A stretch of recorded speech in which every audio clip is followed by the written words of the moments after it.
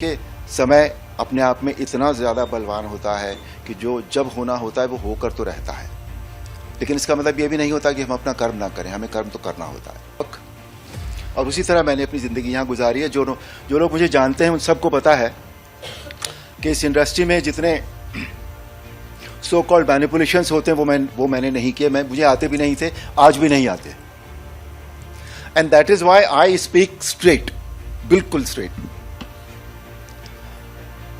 राजनीति में सोचने का, राजनीति में करने का कोई शौक नहीं था, इच्छा नहीं थी बिल्कुल भी। नेता बनने का कोई शौक नहीं था, लीडरी का कोई शौक नहीं था। एक उत्तर प्रदेश से आया हुआ एक नॉर्मल सा युवक, इतने साल इस इंडस्ट्री में गुजारे हैं, इस तरह की गैदरिंग से मेरा कभी आमना सामना नहीं हुआ कि सब एसोसिएशंस एक साथ हों फेडरेशन के तत्वाधान में। और बीइंग एन एक्टर मैं वहीं तक सीमित रहा। राजनीति में सोचने का, राजनीति में करने का कोई शौक नहीं था, इच्छा नहीं थी बिल्कुल भी। नेता बनने का कोई शौक नहीं था, लीडरी का कोई शौक नहीं था। एक उत्तर प्रदेश से आया हुआ एक नॉर्मल सा युवक, और उसी तरह मैंने अपनी ज़िंदगी यहाँ गुजारी है। जो लोग मुझे जानते हैं उन सबको पता है कि इस इंडस्ट्री में जितने सो कॉल्ड मैनिपुलेशंस होते हैं वो मैंने नहीं किए। मुझे आते भी नहीं थे, आज भी नहीं आते। And that is why I speak straight, बिल्कुल स्ट्रेट। जहाँ तक राजनीतिक सफ़र की बात है, मुझे 1988 से जब से रामायण बहुत पॉपुलर हुई थी, तब से मुझे राजनीति में ऑफर्स आते रहे, पर मेरा कभी मन नहीं किया। As I said it, I am to straight line of a person, you know. मैंने कहा नहीं, मेरा ये काम नहीं है, मुझसे होगा भी नहीं, मुझे आता भी नहीं है। और ये अब तक भी होता रहा। फिर एक दिन, आज 23 तारीख है, 22 जनवरी पिछले साल की, रामलला के मंदिर में बैठे हुए थे हम, जब उनका अभिषेक होने वाला था उस दिन। और उस दिन मेरे मन में एक थॉट आया कि इस देश में या समाज में हमने आध्यात्मिक और धार्मिक सेवा तो रामायण के थ्रू काफी की है, हुई है, लेकिन कभी 1 to 1 जिसे हम जन सेवा कहते हैं डायरेक्टली, वो कभी नहीं हुआ। ये थॉट इधर से आया और इधर से निकल गया। और उसके कुछ दिन बाद मुझे एक फोन आया कि हम ऐसा सोचते हैं कि आपको हम मेरठ से आप हमारे लिए चुनाव लड़ें, तो what do you think of it. और वो व्यक्ति जो बरसों से मना करता रहा, उसने एक पल भी नहीं लिया ये कहने में कि it's okay, I will do it. तो मैं आपको यहाँ ये बताना चाहता हूँ कि पहली बात तो ये कि समय अपने आप में इतना ज़्यादा बलवान होता है कि जो जब होना होता है वो होकर तो रहता है, लेकिन इसका मतलब ये भी नहीं होता कि हम अपना कर्म ना करें, हमें कर्म तो करना होता है। तो ये है कहानी मेरे राजनीति में आने की।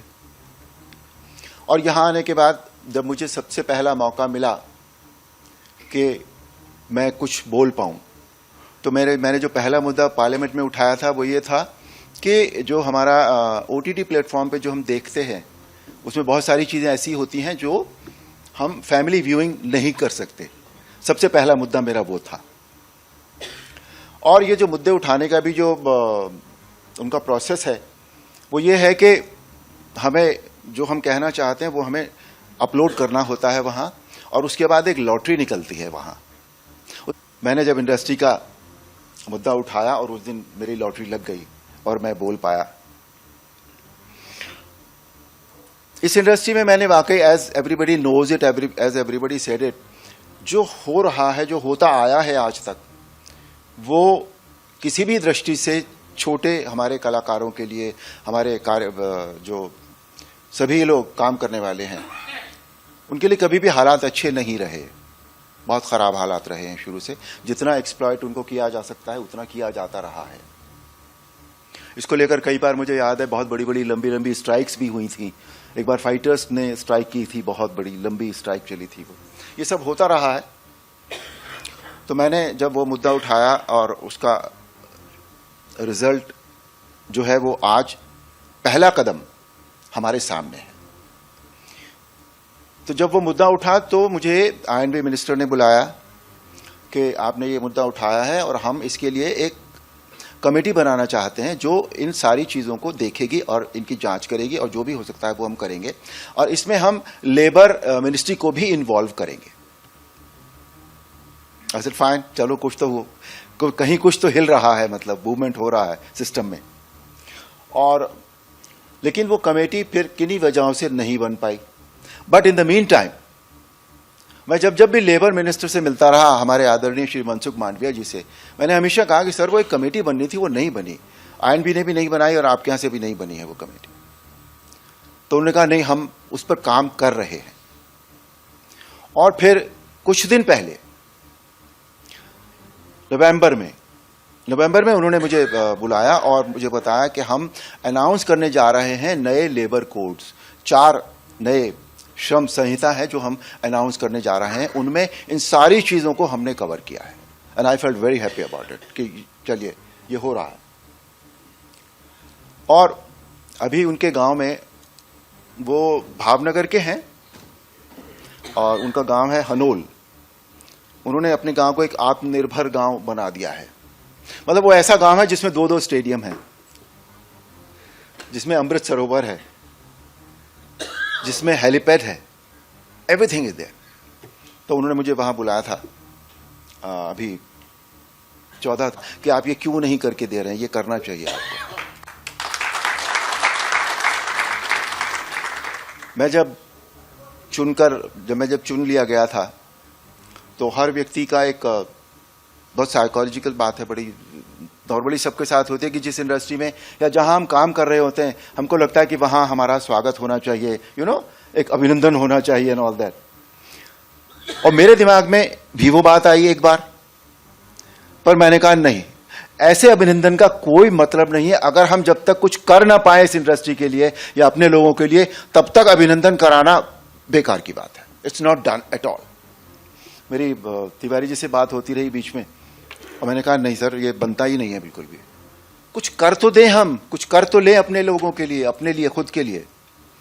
और अब जब बात हुई तो अभी भी मैं नहीं आ रहा था, मुझे मनसुख मांडविया जी ने कहा है कि अगले महीने वो यहां आएंगे, पूरे फिल्म इंडस्ट्री के सभी लोगों के साथ एक बहुत बड़ा मीटिंग होगी जिसमें संवाद होगा और उसमें वो एक्सप्लेन करेंगे पूरी तरह से कि ये जो श्रम कानून अभी बने हैं ये किस तरह से लागू होंगे।